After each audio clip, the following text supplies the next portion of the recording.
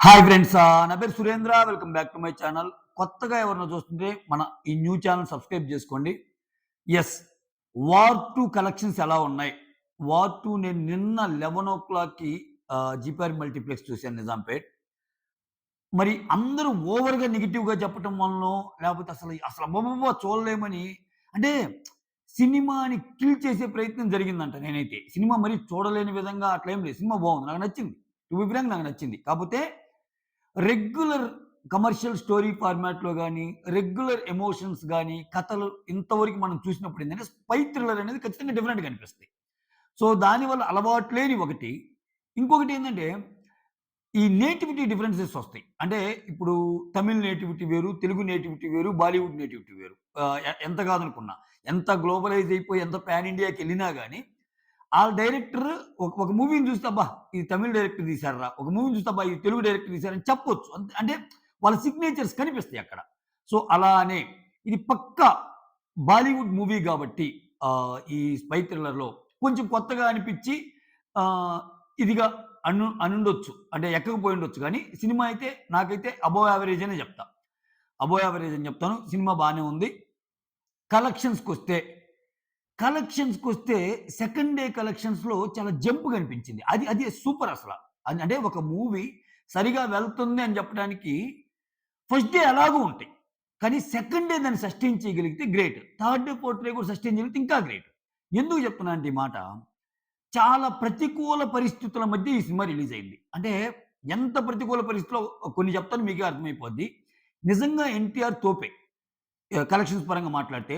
Ion ముఖర్జీని కూడా ఎందుకు మెచ్చుకోవాలంటే, ఒక బాలీవుడ్ మూవీ అంటే బేస్ మూవీ బాలీవుడ్డే గది.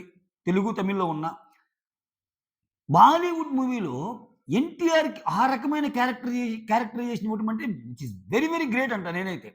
అంటే మీకు నేను ఈ డైలాగ్ ఎందుకన్నానో మీకు సినిమా చూస్తే తెలుస్తది. అంటే ఎంత ఇంపార్టెన్స్ ఇచ్చా అంటే ఎన్టీఆర్‌కి ఒక ఇంట్రడక్షన్ సీన్ గానివ్వండి, లేపోతే ఆ ఫ్లాష్ బ్యాక్ ఎపిసోడ్‌లు చూసినప్పుడు అసలా ఎన్టీఆర్‌కి ఇచ్చిన ఎలివేషన్స్ కానివ్వండి, ఒక రకంగా 'హృతిక్ రోషన్' ఇన్‌స్పైర్ అవ్వటానికి ఎన్టీఆర్ క్యారెక్టర్ దోహదపడిద్ది ఆ సినిమాలో. నేనింకా మొత్తము లీక్స్ ఇవ్వదలుచుకోలేదు. చెప్తున్నా ఆ రకమైన ఇంపార్టెన్స్ ఇచ్చాడు. అయితే ఈ సినిమాకున్న ప్రతికూల పరిస్థితులేంటంటే, కలెక్షన్స్ దగ్గరికి గూడా వస్తాను. దానికంటే ముందు ప్రతికూల పరిస్థితులేందంటే, వీళ్ళు ఓవర్ కాన్ఫిడెన్స్‌కో ఏమో గాని ఒకటి మాత్రం తప్పు జరిగింది. ఏం తప్పు? ప్రమోషన్స్‌లో మాత్రం వెనకబడింది 'కూలీ' కంటే.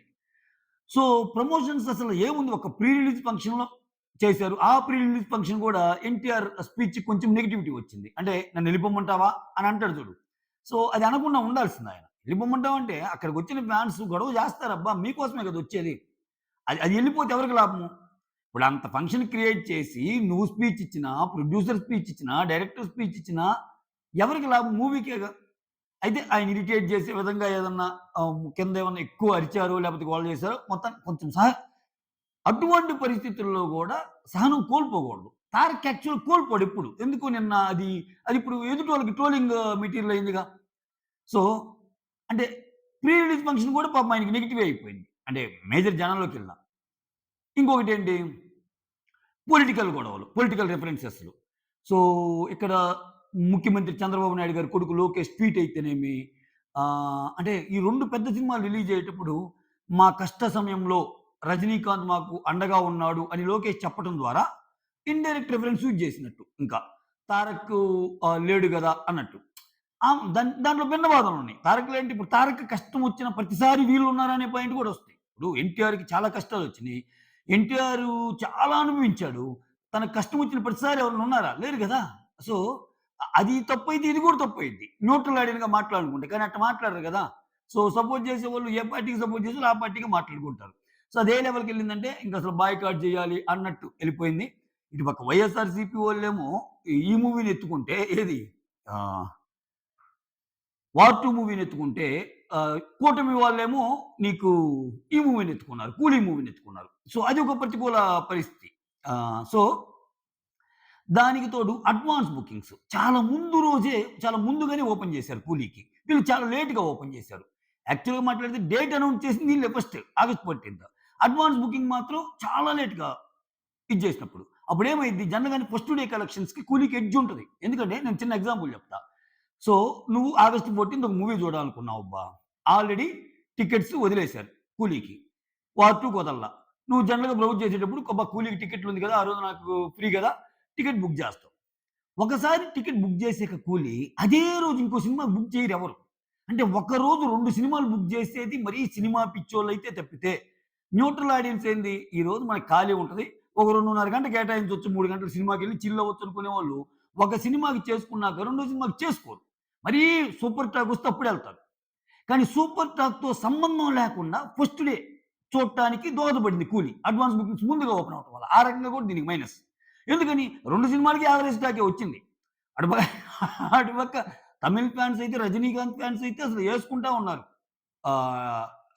డైరెక్టర్‌ని. ఇక్కడొచ్చేసరికి ఈ సినిమాకి సంబంధించిన ఇంకా స్టోరీ ఉండాల్సిందని ఇటు 'వార్ 2' కూడా ఉంది. అటు లోకేష్‌ని తిడుతున్నారు. ఇటు ఆయన్ని తిడుతున్నారు. సో, అంటే 2 యావరేజ్ రివ్యూస్ మీదే నడిచినియి ఎక్కువ. ఇటువంటి సిట్యుయేషన్‌లో గూడా మొత్తం మీరు గాని ఇప్పుడు 2 డేస్ కలెక్షన్స్ గాని చూస్తే వరల్డ్ వైడ్ 164 క్రోర్స్ అప్రాక్సిమేట్‌గా వచ్చినియి. అంటే 80. అంటే సెకండ్ డే గూడా అంత బిగ్గెస్ట్ నంబర్ నమోదవ్వటానికి రీజన్ ఏందంటే హిందీ మార్కెట్. హిందీ మార్కెట్ ఎంత జంప్ అయిందంటే, హిందీ మార్కెట్ చూడండి డే 1లో వచ్చేసరికి 31.58 క్రోర్స్ వస్తే, డే 2 వచ్చేసరికి 39.27 వచ్చింది. అంటే మోర్ దాన్ డే 1. ఇది బేసికల్‌గా హిందీ మూవీ గాబట్టి, సో ఖచ్చితంగా ఇది తారక్‌కి హెల్ప్ అయ్యేది. హిందీ డిక్షన్ బావుంది. తనకిచ్చిన ఇంపార్టెన్స్ బావుంది. సో, అటువంటి క్యారెక్టరైజేషన్ రాయటం చాలా గొప్పంట నేనైతే. సో, ఓహ్! చాలా బాగా అనిపించింది. మోరోవర్ ఏందంటే, ఇక్కడ గాని మీరు చూస్తే ఆల్ ఇండియా వైడ్ 17,480 షోస్ ఎస్తే ఓకే. 50% ఆక్యుపెన్సీతో నడిచినియి. ఓకే. ఏది నేను చెప్పేది ఇప్పుడు ఆఫ్‌లైన్ కాకుండా. డిఫరెంట్ బాక్స్ ఆఫీస్ వెబ్‌సైట్స్‌లో పెట్టిన ఇన్ఫోని నేను మీ ముందు ఉంచే ప్రయత్నం చేస్తున్నా. దాని తర్వాత హిందీ 14,550 షోస్ ఎస్తే 49.14 క్రోర్స్ వచ్చింది సెకండ్ డే. ఓకే. చూడండి. అంటే ఒక హిందీలోనే 85, 90 క్రోర్స్ వచ్చింది గ్రాస్. తెలుగులో 2675 షోస్ వస్తే 11.82 క్రోర్స్ వచ్చింది. ఓకే. 55.23 occupancy percentage. ఇక్కడ మీరు అడగొచ్చు హిందీకి ఎక్కువున్నాయి కదంటే, ఇది బేసికల్‌గా హిందీ మూవీ కాబట్టి స్క్రీన్స్ ఎక్కువ వాటికొచ్చినియి. ఇప్పుడు చూడండి హిందీలో 14,550 షోస్ అయితే తెలుగులో 2675 షోసే. అయినా గాని తెలుగులో మంచి కలెక్షన్సే. 11.82 సెకండ్ డే అంటే. అలా అని హిందీలో సెకండ్ డే వచ్చి 49.14, తమిళ్‌లో 255 షోసే 0.36 స్కోర్స్ విచ్ ఈస్ నెగ్లిజిబుల్. ఎందుకంటే మన సినిమాని తమిళ వాళ్ళు అంతేం ఎక్కించుకోరు. వాళ్ళ సినిమాని మనం ఎక్కించుకున్నంత. ఎందుకంటే అంతే ఫస్ట్ నుంచి అంతే. అది సూపర్ స్టార్ మహేష్ బాబు గారిదైనా, తారక్ అయినా, రామ్ చరణ్ గారిదైనా, అల్లు అర్జున్ గారిదైనా తమిళ్ వాళ్ళకున్న ప్రత్యేకత ఏందంటే వాళ్ళ సినిమాలు వాళ్ళు బాగా చూస్తారు గానీ తెలుగు మూవీస్ అంత పెద్ద ఇదేం ఉండవు. అందుకే చూడండి మన సినిమాలు ఈవెన్ కన్నడలో గూడా బ్లాక్ బస్టర్స్ అవుతాయి. కన్నడలో ఇండస్ట్రీ రికార్డ్స్ గూడా అవుతాయి. కన్నడ వాళ్ళ రీజనల్ లాంగ్వేజ్ అయినా ఇండస్ట్రీ రికార్డ్స్ అవుతాయి మనయి. బట్ అక్కడ మాత్రం ఎప్పుడు వాళ్ళ సినిమాలే వాళ్ళకుంటాయి. ఇటు తెలుగుకొచ్చేసరికి మళ్ళా మనం తమిళ్ సినిమాలను గూడా ఆదరిస్తాం. లైక్ 'రజనీకాంత్' సినిమాలు గాని, ఇంకా దాని మీద పెద్ద పెద్ద గొడవలు గూడా అయినాయి ఆ మధ్య కాలంలో. మన సినిమాలకు అక్కడ మాత్రం ఛాన్స్ ఇవ్వరు. వాళ్ళు మాత్రం మనం నెత్తిన పెట్టుకోవాలా ఏంది ఇది అని ఇంకా దాంట్లోకెళ్తే అది ఇంక చాలా చాటబారుతాం. ఓవరాల్‌గా 2 డేస్‌లో 164 క్రోర్స్ కొల్లగొట్టమంటే ఇట్స్ నాట్ ఎ జోక్. ఇప్పుడు నేను చెప్పిన ఇన్ని ప్రతికూల పరిస్థితుల మధ్య, ఇంత నెగటివిటీ మధ్య వచ్చిన సినిమాకి సో, ఒక్కో ఇండస్ట్రీ నుంచి ఒక్కొక్కరున్నారు 'కూలీ' సినిమాలో. అటుపక్క 'రజనీకాంత్' గారు, ఇటుపక్క 'నాగార్జున' గారు, ఇటుపక్క 'ఉపేంద్ర' గారు, ఆ! అటుపక్క సౌ ఆహ్, ఆహ్, తను మలయాళ యాక్టర్. నెక్స్ట్ 'శృతి హాసన్.'